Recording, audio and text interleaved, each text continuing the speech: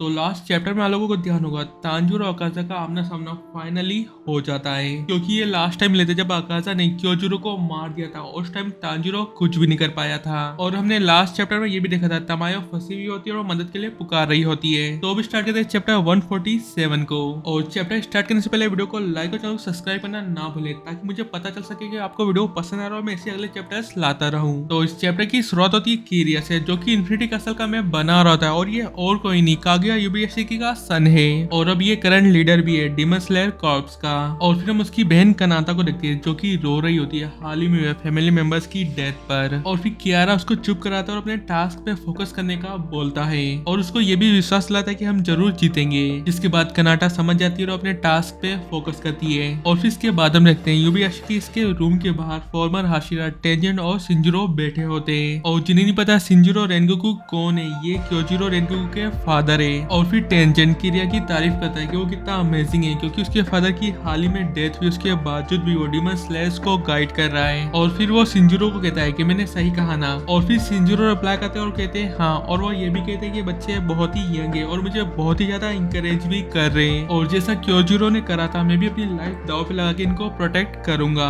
ताकि मैं अपने फैमिली नेम रेनगोकू को शर्मिंदा ना करूं। और फिर इसके बाद हम सकोंजी को देखते हैं, जो कि नेजुको की टेक केयर कर रहे होते हैं। और वो कहते हैं कि नेजुको अभी भी सफर कर रही है, और ये मेडिसिन जो डीमन तमायो ने दी है उसे मैंने वैसे यूज करा जैसा मुझे कहा गया था। और क्या सही में ये पॉसिबल है कि नेजुको वापस से ह्यूमन बन जाएगी? और अगर ऐसा होता है तो मुजान का गोल टूट जाएगा, जो उसका परफेक्ट ड्रीम है वो हजारों सालों से उसे पूरा करने में लगा हुआ है, सन को कॉन्कर करने का, जिससे कि वो दिन में भी सनलाइट में वॉक कर सके। और इतने सालों में सिर्फ नेजुको एक ऐसी डीमन है जिसे सनलाइट डिस्ट्रॉय नहीं करती है। मगर जो भी हो, सकोंची खुद भी काफी ज्यादा नर्वस होते हैं और काबिर होते हैं, उनको पसीना भी आ रहा होता है। और ऐसा इसलिए क्योंकि वो इस एंड गेम के बारे में बार बार सोच रहे होते हैं। और एंड गेम से मतलब है जो इतने लंबे टाइम से डीमन और डीमन हंटर्स के बीच में जो फाइट चल रही है वो आज रात को खत्म हो सकती है। और वो ये भी कहते हैं कि मैंने सोचा भी नहीं था कि इस दिन को देखने के लिए मैं जिंदा भी रहूंगा। और फिर वो सोचने लगते हैं कि मुझे ऐसा लगता है जब से तांजूरो अपनी डीमन बन चुकी सिस्टर को मेरे पास लेके आया, कहीं से तो बड़ा सा गियर घूमना चालू हो गया था।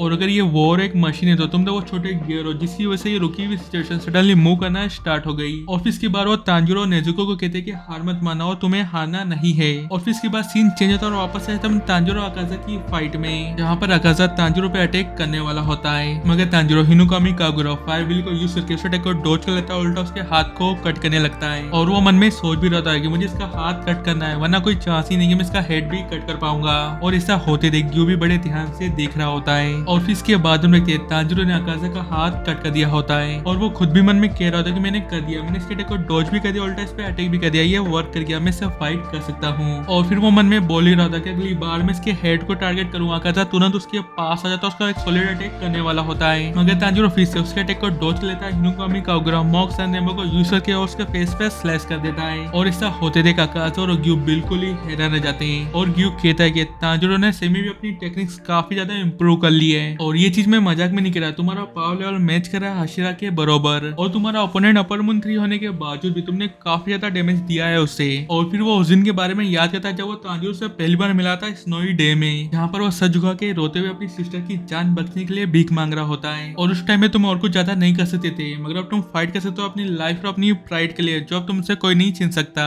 और फिर इसके बाद हम अकाजा को देखते हैं, उसको क्योजिरो और रेनगोकू के वर्ड्स याद आते हैं, जहाँ पर उन्होंने अकाजा को कहा था कि ये बच्चा वीक नहीं है, इसकी इंसल्ट मत करो। और अब अकाजा एक्सेप्ट कर लेता है और कहता है क्योजिरो ने सही कहा था। और फिर अकाजा तांजूरो को कहता है कि तुम कमजोर नहीं हो, अब तुम्हारे लिए मेरी रिस्पेक्ट है। और फिर अकाजा अपनी टेक्निक डेवलपमेंट को यूज करता है और कहता है चलो अपना छोटा सा सेलिब्रेशन शुरू करते हैं। और फिर यहीं पे ये चैप्टर खत्म हो जाता है। तो वीडियो पसंद आता है वीडियो को लाइक और चैनल को सब्सक्राइब करना ना भूले, ताकि आपको अगले चैप्टर्स मिलते रहे।